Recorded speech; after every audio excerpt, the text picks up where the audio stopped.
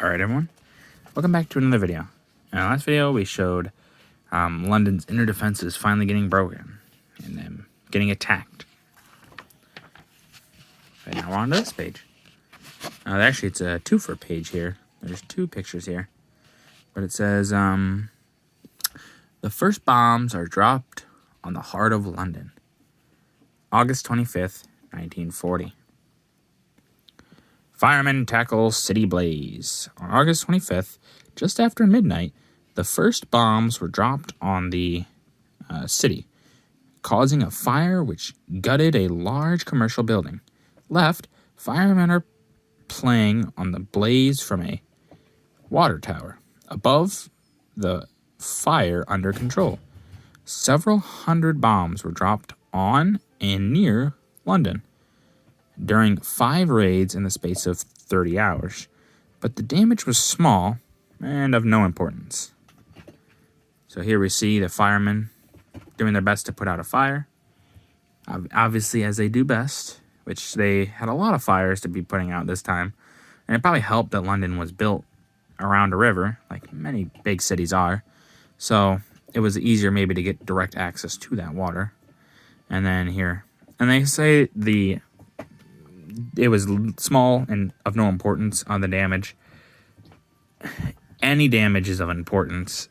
Obviously, what they mean is it didn't break the morale of the Brits, but still, it almost sounds like they're kind of maybe saying, hey, look, no, see, it didn't do anything. The Germans, they had they didn't do anything. No, they did. It did hurt a lot of people. And the Brits weren't going to survive forever on just going, oh, well, it's fine. But, yeah, it didn't break the morale of the people. So, of no importance, a little bit. It was of some importance, but not as much as it should have been.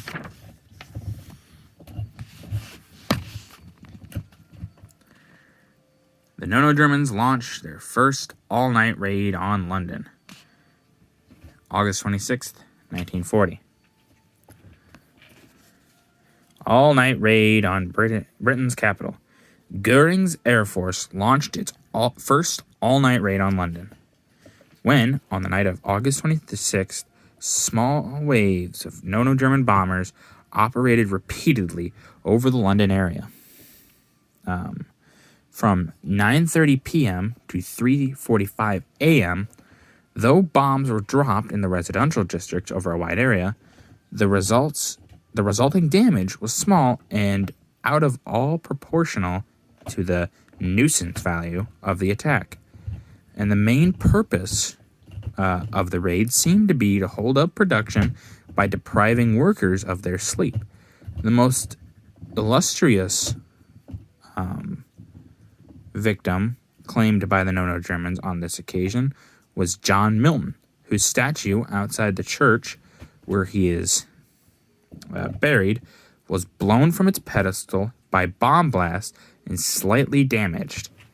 ARP workers are seen left below, tending the poet's wounds. Left above, the wreckage of Heinkel's bomber, which fell in flames in the garden of a bungalow on London's outskirts, without, however, injuring the occupants.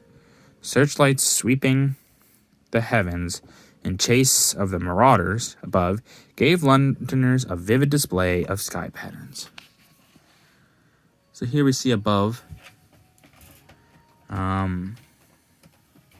it's a Heinkel bomber, which fell in flames into a house, but not injuring the people there, as they say, which is, lucky for those people. It was good that they didn't get hurt in that.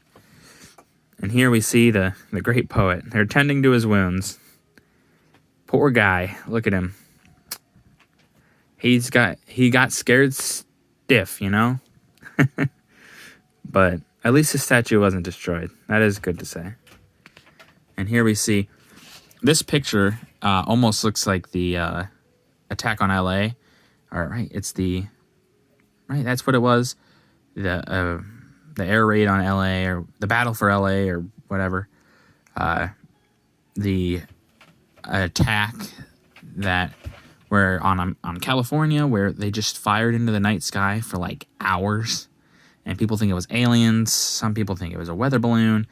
How about this? Anyone that cares, leave a comment. Tell me what you thought it was, the battle for Los Angeles. Was it aliens? Was it a weather balloon? Was it a bunch of people scared straight, and they were just shooting out the first sign of anything? Let me know. It's nice to get your guys' opinions on that. Dive bombing attacks on the White Cliffs of Folkestone. Folkestone? Yeah, that's what it is. August 26th, 1940. Resort town bombed. On August 26th, 3 waves of enemy bombers and fighters carried out raids on southeast England, especially over Portsmouth, the Thames estuary, and Folkestone. In the latter town, a formation of about 20 planes dive-bombed to about 500 feet, machine guns gunning streets, demolishing several houses on the seafront, and securing 2 direct hits on a laundry where 3 persons were killed. The raiders were immediately attacked by British fighter pilots, assisted by Canadian squadrons, and also by the newly formed Czech Air Force. 4 enemy planes were shot down, and altogether, the day's bag amounted to at least 46 enemy craft brought down against a loss of 15 British fighters, 11 whose pilots were saved by their parachutes. The picture shows bombs bursting over Folkestone. So here we see the town is in flames from the bombings that had taken place. And yeah, the Czechs, the Poles, they put up, and the French, obviously, and the Canadians, were some great fighters, especially the Poles. They're talked about quite a bit, being really good pilots, which, it might be a little bit of that Prussian in them, good fighters. But yeah, the Poles never really gave up. Even after their country was occupied by the 2 giants, they never surrendered their want for their existence. Oh, here's another twofer. It says, Indian and South African troops rally to the colors. August 1940. Join the fight for freedom. As the first year of the war drew to a close, more and more of the British Empire's manpower was mobilized to swell the ranks of those who were engaged in the struggle for freedom. Many troops from territories overseas were already in England awaiting the long-expected invader, whilst others in remote corners of the earth were mustering their strength to join the battle when the call came. Early in August, the first detachments of South African field force arrived in East Africa. Below, over here on the left, South African soldiers parading to hear an address by General Smuts, the Union premier, on the eve of embarkation for the North. Right, a loaded transport about to depart from Unionport. Above, Indian troops from the state of Petlia being reviewed before leaving India for active service overseas. So here we see this up above. Look at that. Look at all those chickens. But yeah, those South African troops, I believe, up there. And then here they are again. And here's the Indian troops. I believe this is off on embarkation.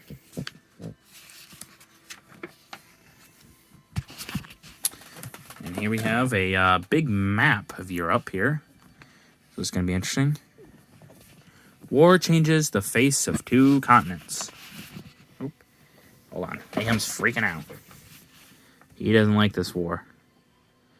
When war broke out in September 1939, Germany already had been responsible for several changes of the map in the map of Europe.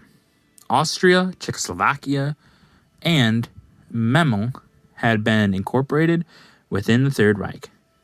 After the outbreak of war, Poland was overrun and shared between Germany and Russia, and the latter widened her frontier still further after the war with Finland.